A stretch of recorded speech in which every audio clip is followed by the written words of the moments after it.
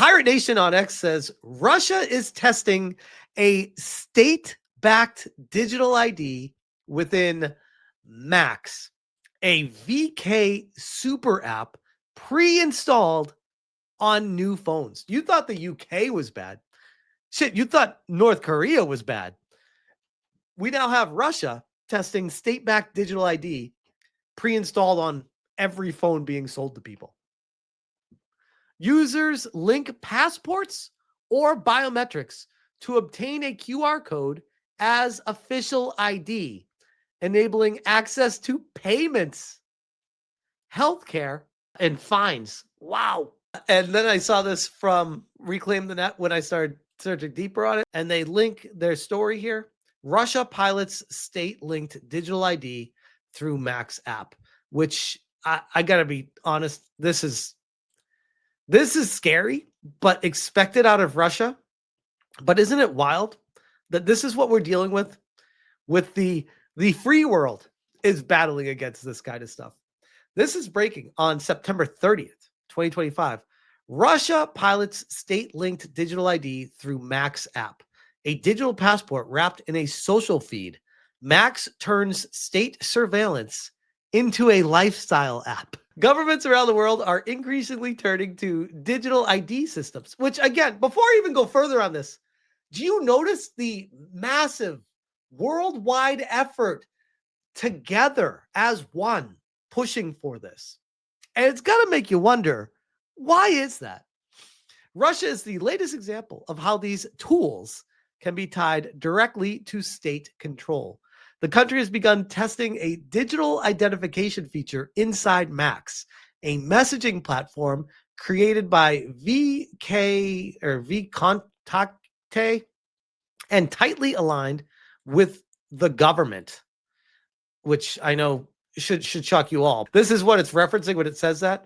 Russia pushes state-backed messaging app Max as it moves to ban WhatsApp. So Russia wants to know what you're saying to everyone, and they don't want someone else to be able to do that because they want to control what you're saying. WhatsApp's potential exit marks another milestone in Russia's quiet war to nationalize the internet, one app at a time. But back to this one. The app is being built as an all-in-one hub offering communication, payments, government portals, and commercial services in a model echoing China's WeChat. The Ministry of Digital Development, Communications, and Mass Media is overseeing the pilot, which started last week, according to Izvestia.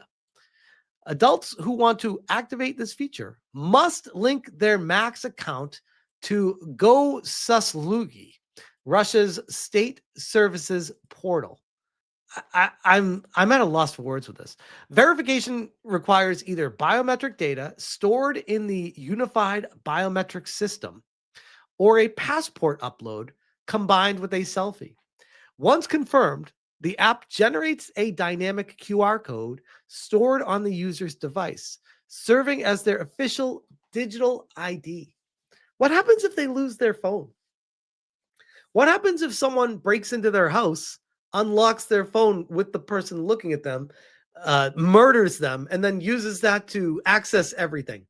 Like there's so many and that's like the extreme case, but I'm just saying there's so many ways around this where there's no way to know that the person holding the phone is the person that owns the phone. I guess is my point with it. There's no way to do this unless they start inserting chips into people's bodies, which I guess just give that one time. But there's no way to do this without doing something like that. And at the end of the day, the state surveillance wants to know everything about you so that they can control you. And I used to think this was tinfoil hat stuff. I'm like, no, the governments don't care. They got too much other stuff to worry about. It's like, no, actually, that's all they actually care about is to monitor you. They want to know everything that you're doing at every time. Initial tests are limited to proving age at magnet supermarkets in Moscow, St. Petersburg, and Krasnodar.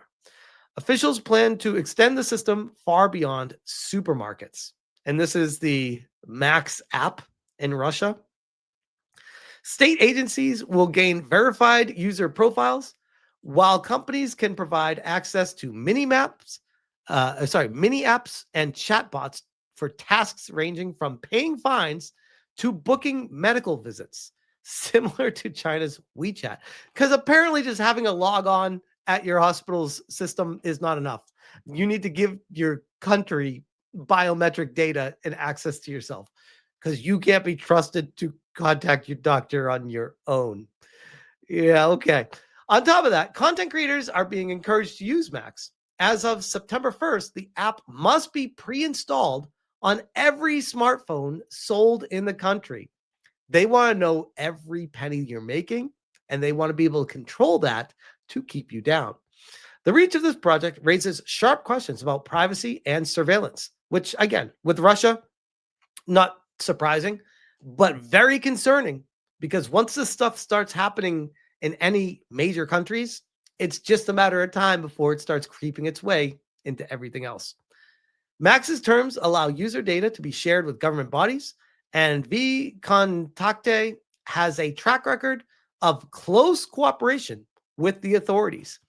And anyone that knows anything about Russian government and connections behind the scenes, it's not even a secret with how they treat people behind the scenes. Go watch the Tetris movie if you aren't sure. It's on Apple TV Plus, by the way. Amazing movie. Highly recommend. With so many essential services tied into one state-controlled app, users risk handing over sensitive personal information without meaningful safeguards or alternatives. Timing also comes as Russia exerts tighter control over online communication. In August, Telegram and WhatsApp faced restrictions after officials accused them of enabling criminal activity and terrorism, which is always a classic get out of jail free for the government to be like, yeah, we're going to ban you because of criminal activity and terrorism. Yeah. Meanwhile, now that they're gone, we have an app for that, and there aren't any other alternatives. Curious how that works. And what is Max, by the way? This is from that website that they linked in Russian, but translated. Max started using a digital ID. What you need to know. A new feature is being introduced into the Max Messenger, the creation of a digital ID. This is in Russia. It is happening. It's not like, it might happen. Like, this is happening. It should replace the use of ordinary paper documents in everyday circumstances. For example, when it is required to confirm the age for a purchase of restricted goods. Oh, so now that they're able to do this, guess what they're able to do? Restrict more goods. Limit what people are able to obtain. Block your checking account. As well as when checking into a hotel. Oh, yeah, because that couldn't end poorly. What you need to know about the main functions of the social network is in the Izvesta article. How the network feature works. Only users over the age of 18 will be able to issue a digital ID. To do this, you need a smartphone with a camera, verified profile on the Gosuslug portal. Biometric information can be attached at registration or downloaded by scanning a new passport format. After that, you need to take a selfie to verify your identity. The entire verification procedure takes about 1 minute, and the process is considered complete. Now that they have everything they need about you to identify who you are, they're done with it. Once they can access your bank accounts with all that information, they're good. They don't need anything else. Digital ID, the Max Messenger, is a separate page with a verified photo, dynamic QR code that automatically changes every half minute.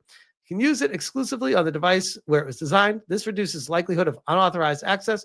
But by the way, I don't mean to be taking like a completely negative approach, because yes, there are some benefits to a ID system. There are.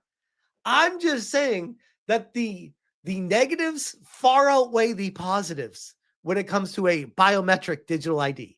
So much so that it's actually laughable to try to even compare the positives and the negatives.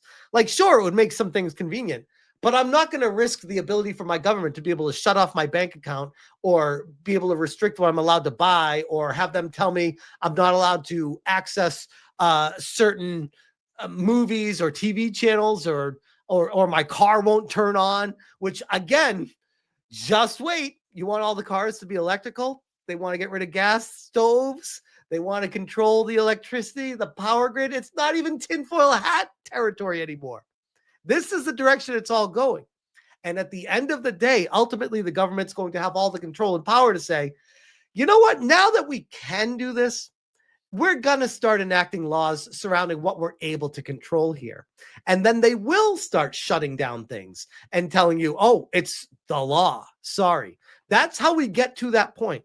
Like I've said many times before, when you enter it's for the children, it's to protect the children. The 5-year-olds shouldn't be accessing pornography. It's like, bro, 5-year-olds don't do that. Like that's such a straw man that doesn't even exist. You're creating a narrative to try to push something that has nothing to do with anything. But at the end of the day, when you push these rules and they're out there, they never go away. All they do is add more and more restrictions on top of those until you can't even move. And you could argue that before technology got to the point where it's at right now, the American Revolution, we were done. The Boston Tea Party, paying taxes, no taxation without representation. We were done. We were pushed to the limits. I feel like humanity kind of ebbs and flows with this kind of control from governments. And I feel like it's slow right now, but once it starts going, it's going to keep picking up and picking up. And then there's going to be a massive, massive backlash. And yeah, remember in Canada when Trudeau shut off the banking accounts of the truckers with the truckers protesting?